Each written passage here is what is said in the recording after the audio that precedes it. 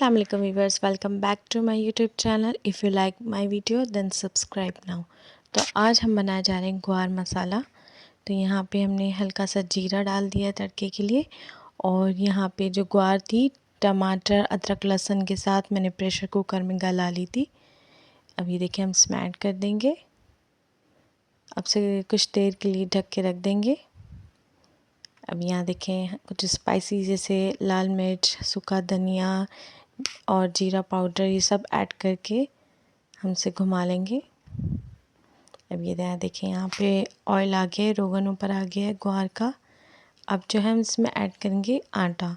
2 चम्मच आटा ले लें और हल्का हल्का इस तरीके से इसके ऊपर स्प्रिंग करते रहें ताकि जो इसमें रोगन आया है वो खुश्क हो जाए। इससे बहुत अच्छी ग्वार बनती है।